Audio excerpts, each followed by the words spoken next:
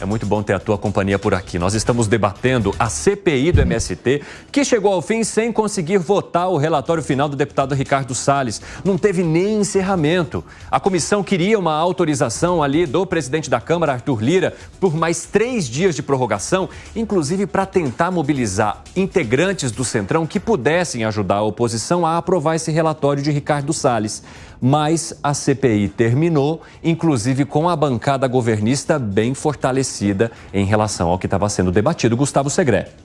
Eu lembro que um dos termos mais famosos quando isso acontece é tudo terminou em pizza.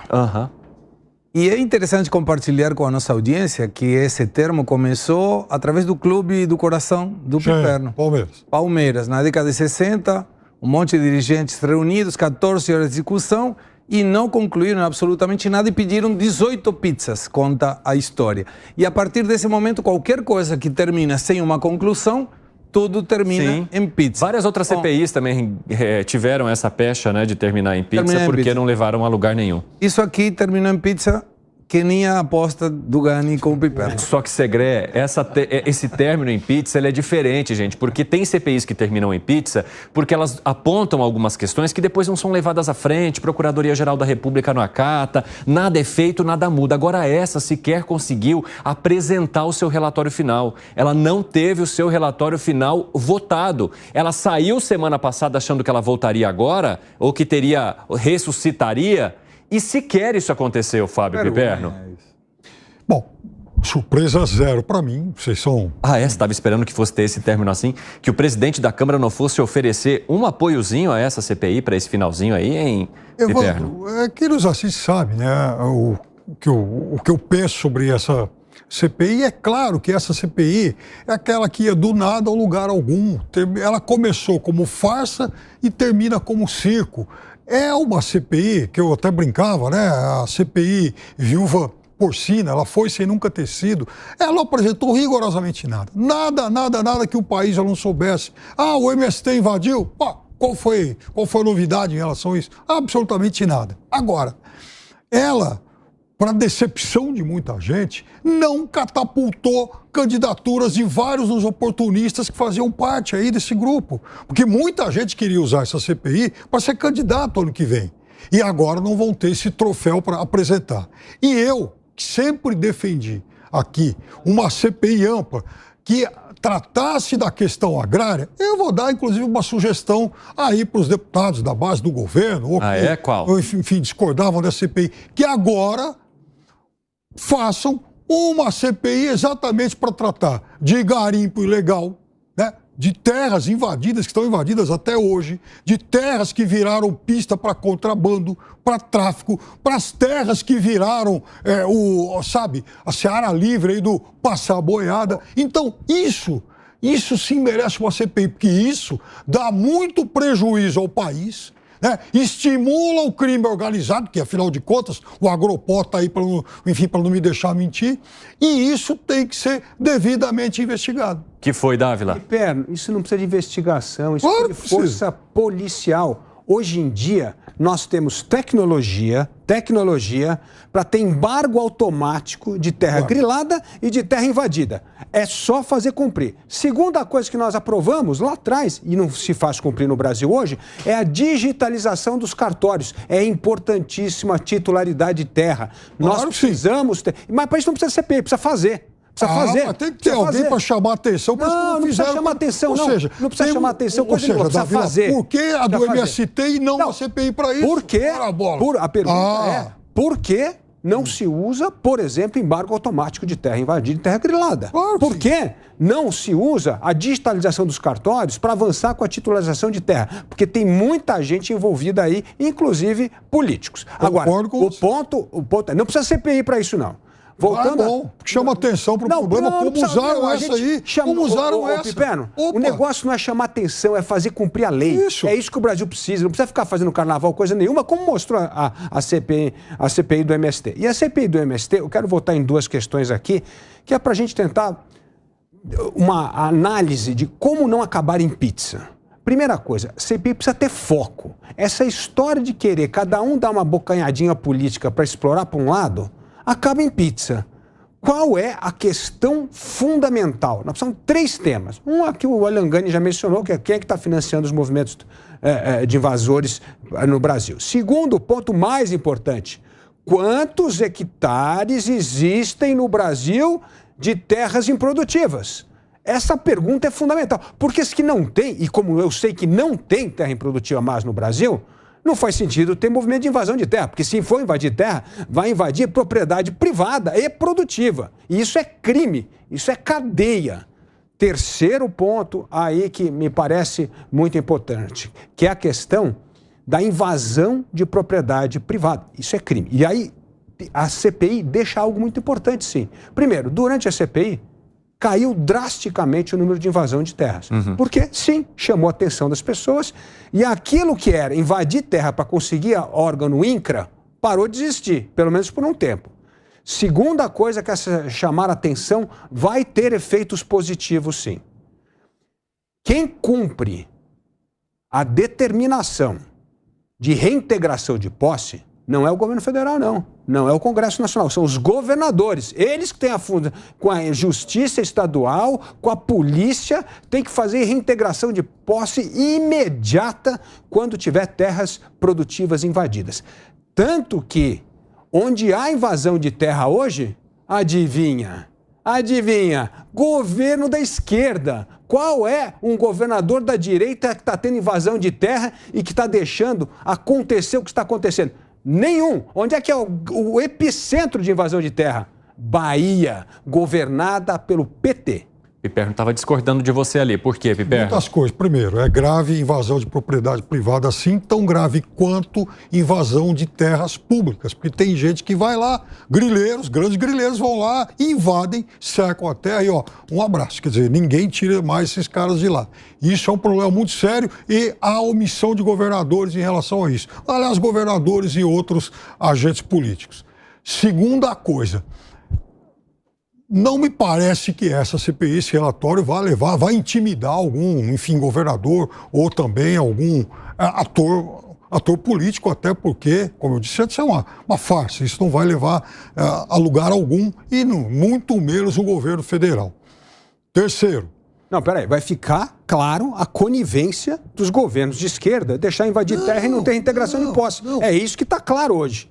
Mas me conta um governador da direita que tem terra invadida e que não tem reintegração imediata de posse. Mas eu te falo agora aqui em São Paulo. Aqui em São Paulo, as terras que foram invadidas lá atrás, com posse muito discutida, acabam de ser regularizadas aí pelo ITR, que abre, inclusive, a possibilidade de quem tomou essas terras, ou melhor, ocupou essas terras, ou até disse que comprou e tal, de legalizar esse negócio pagando um trocado. E aí, Davi? Está corretíssimo.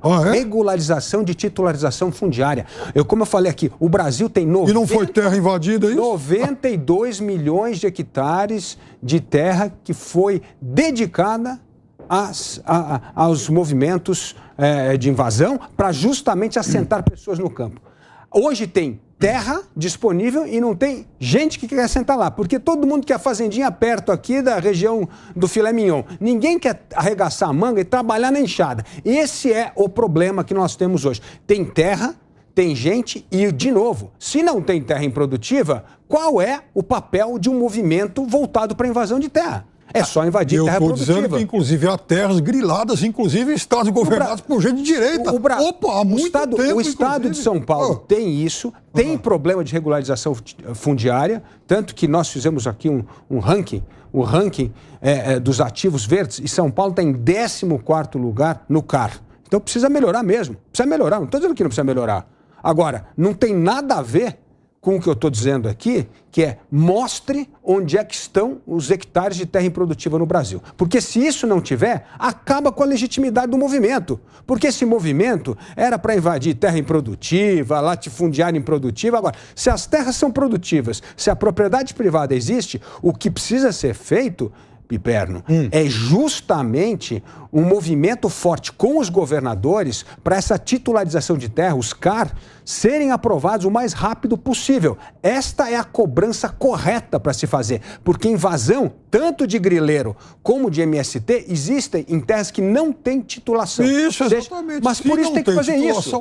Claro, eu não estou discordando disso. Eu só estou dizendo que esse não é um problema exclusivo de estados governados pela esquerda. Não, o que eu estou dizendo conheço invasão de terra e deixar o cara na terra e produzir. Como é que foi o caso? Na Bahia, de você invadir uma terra da Suzano, ou da Embrapa. É um absurdo total. Quem invadiu as terras, aliás, de forma mais do que equivocada, essas terras da Suzano e da Embrapa, não se apossaram da terra. Invadiu, mas lamentavelmente, crime. Foi embora. É crime. E por que o governo e a polícia demoraram para tirar os criminosos da terra? Perfeito. Eu não vou discordar de que foi errado, que foi crime. A gente pode chamar enfim, de várias formas. O que eu estou dizendo é que essas pessoas não se apossaram das terras. Ao contrário de grileiros. Esses invadem, cercam e ficam com a terra para sempre. Agora, olha, mesmo com o fim da CPI, há a possibilidade do presidente, né, que é o deputado Coronel Zucco, ele pedia ao presidente da Câmara que eles possam aprovar, então, um pacote de medidas de invasão zero. Você acha que isso pode avançar ou funcionar, Gustavo Segré? Seria bom, essa medida seria bom. Até porque nós falamos também aqui no 3 reiteradas vezes que toda a CPI deveria ter como objetivo propostas legislativas para que esse status quo não continue e possa melhorar para a segurança jurídica das pessoas que o dia de amanhã possam ter, nesse caso em particular, invasões de terra. Então me parece muito produtivo essa medida e tomara que seja, porque seria grandioso que nós não tenhamos mais invasões que são delitos em terras que são privadas. Fala, Gani. Acho. Aliás, a experiência internacional mostra isso nos centros urbanos, como foi em Nova York, o Tolerância Zero, que foi um sucesso. Nova York era uma das cidades mais violentas dos Estados Unidos e a partir do Tolerância Zero e investimentos pesados do setor privado, principalmente de Donald Trump na cidade, a cidade passou a ser uma das mais seguras dos Estados Unidos. Basicamente, investimento pesado de empresários, incluindo Donald Trump, Tolerância Zero e depois, claro, o 11 de setembro, que exogenamente aumentou o número de policiais. Seria excelente, né? Invasão zero, tolerância zero com invasão. Agora, tem que ter, não basta ter a lei, tem que ter também o aparato para que essa lei seja cumprida na prática. Ou seja, que, de fato, o Ministério Público possa atuar, que a polícia possa atuar e não comece com todo aquele papo de vitimização de MST, de bandido, etc. Fala, Pepe. Tolerância zero. Concordo com você. Tolerância zero com todas as terras que tenham sido apossadas de forma indevida no país. Apossou terra, cadeia. Tolerância zero. MST, grileiro, criminoso. Se o MST tomou alguma terra e ficou e não saiu, também. Isso. Tá também. Estamos de acordo todos. Também, Dávila? Concordo plenamente. É isso aí. Tem que fazer cumprir a lei. Agora, a história do Tolerância Zero, que o Gani bem lembrou aqui, tinha uma coisa interessante, né? A gente esquece a história muito rapidamente. Nova York, antes da lei de Tolerância Zero, era a cidade governada pela máfia. Qualquer coisa que você queria abrir em Nova York, você queria abrir um restaurante em Nova York, e a máfia do lixo, a máfia do garçom, obrigava você a contratar esse garçom, a recolher o lixo com essa empresa. Era tudo um esquema mafioso. A cidade estava completamente tomada pelo crime organizado. E foi uma política de tolerância zero que não durou só um governo, que perpetuou nos governos seguintes, que fez Nova York se tornar uma cidade tão segura. Então, isso mostra o quê? A importância de continuidade de boas políticas públicas. Então, isso que se começa aqui agora tem que ser dado continuidade. O problema no Brasil é o que eu chamo a retroatividade de política pública. Você faz uma reforma boa, em vez do governo que assumir aplaudir, não, quer desfazer. É isso que a gente faz com o marco do saneamento, é isso que a gente está fazendo com lei de estatal, é isso que a gente está fazendo com tantas leis importantes, agora imposto sindical. Esse é o ponto. Em vez de você ficar quieto, ou pelo menos elogiar, E dali para frente, como se fosse uma corrida de revezamento, pega o bastão lá e corre mais 100, 200 metros. Não, a gente corre para trás. A gente quer desfazer as coisas. Esse atraso institucional é que vem destruindo o poder do crescimento econômico no Brasil, da segurança jurídica para gerar renda, emprego e investimento no país.